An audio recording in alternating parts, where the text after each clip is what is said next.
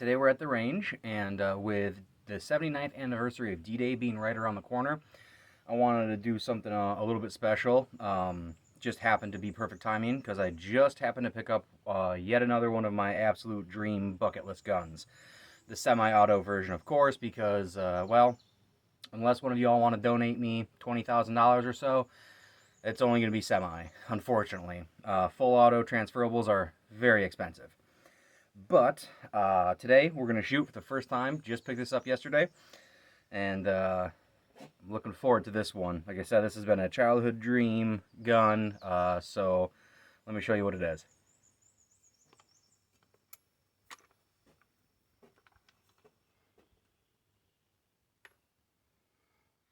Here we've got the semi-automatic version of the M1919a4 Browning belt-fed machine gun. Again, semi-auto version. This thing is about 31 pounds, just the gun.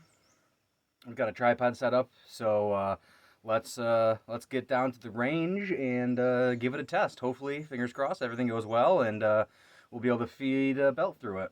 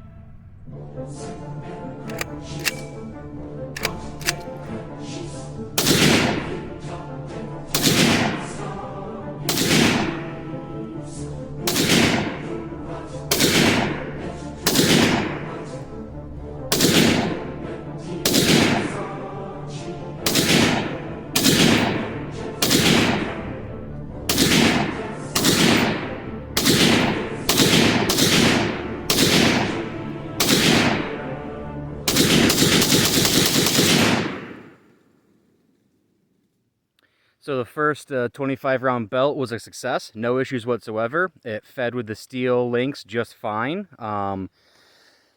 This does come with what's called a T&E, or traverse and elevation, which I didn't shoot it with it on there just to test it, but this is what that looks like. And essentially that goes here, and that way you can set where you want it to shoot and then do small adjustments. I'm going to go ahead and set that up now, so this way I can actually sight it in. All right, so here you've got your back sight. You've got a flip up front sight right there. This is that T&E, and it's got dials on it. It's got a large dial here to raise the gun up or down, and it's got a smaller dial here that kind of gives you a little bit of windage, I guess. And then you've got an adjustment here with, on the bottom of this bar, it's actually got measurements. So you give your big adjustment, lock it, and then you do your fine tuning. So I've got it kind of where I want it. I'm gonna go ahead and take the last two shots I've got on here on this little tiny little belt. The issue I noticed is this does move a bit. So once you have it where you want it, you take your shot and it kind of moves a little bit, so you gotta check. But looks like it's kind of where I want it, so I'm going to go ahead and take these last two shots and see where we are.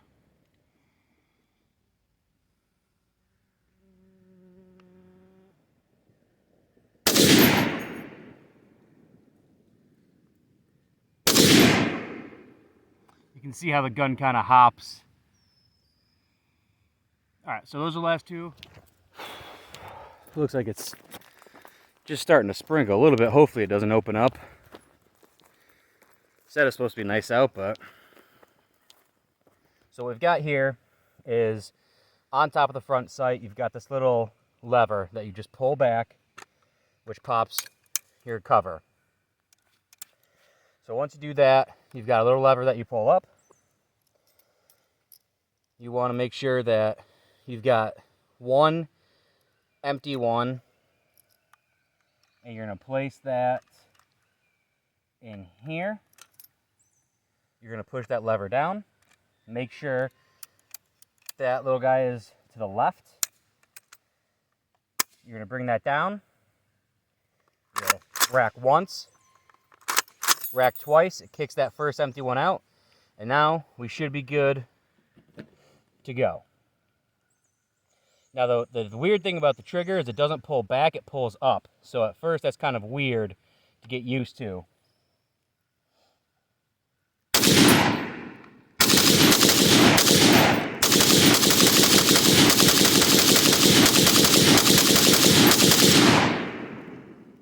And as you see, it feeds pretty well. No issues. That was 30 rounds, steel links, no jams, no hang-ups. So I can't really complain about that.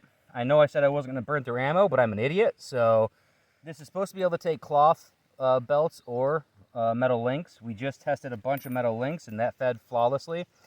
I do have a few rounds in a cloth belt that I'm going to go ahead and give a shot and see if it feeds that well. I don't know if it will, but sometimes they like one over the other. And fairly newer gun too, the gun shop I bought it from, which is Tennessee Silencer.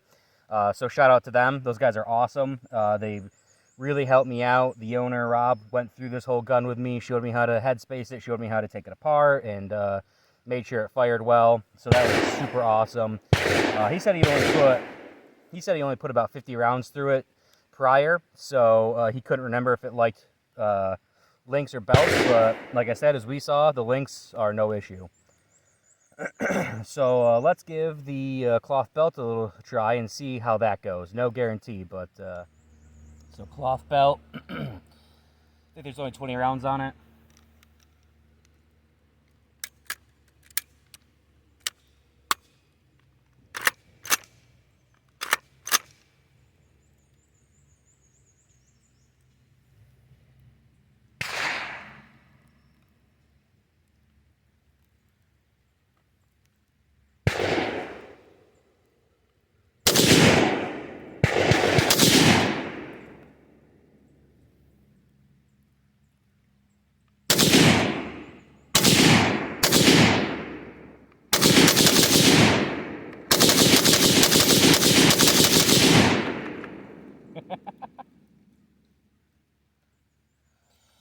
So it looks like cloth feeds no issues either. That's good news.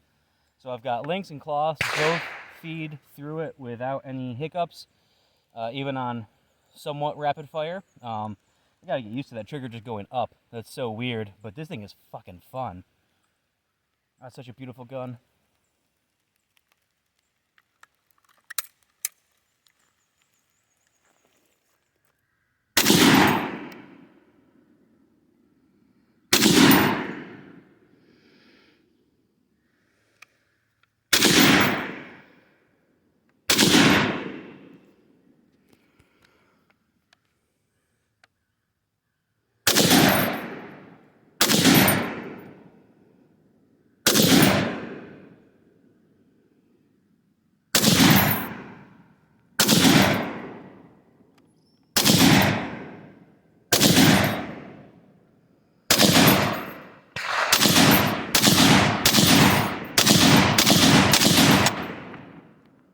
God, that's fun.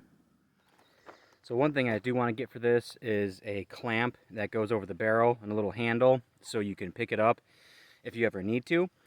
But in a pinch, if you've got a cloth belt, or they would give them Kevlar gloves for the water-cooled ones especially. So even with the air-cooled, perforated, not perforated, but the barrel shroud with holes on it, that's still going to get very hot. You don't want to touch it. So this is the model M1919a4.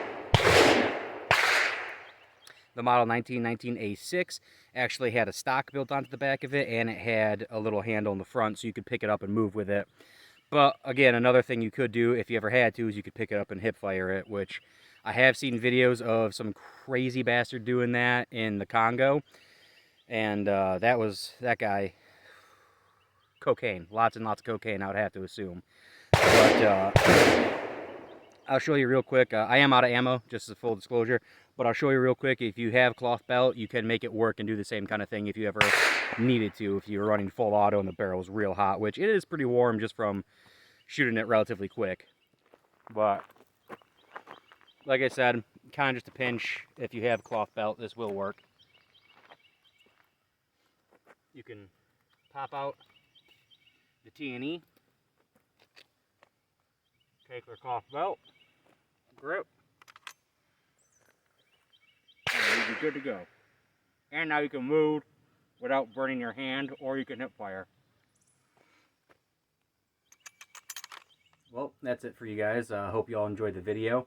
Unfortunately, 120 rounds of 7.62 by 51 is not cheap, and it goes very quick, even with a semi-auto belt fed. But hope you at least enjoyed the first 120 shots I've taken with you guys here, and I had a lot of fun shooting this thing. This thing is pretty fun.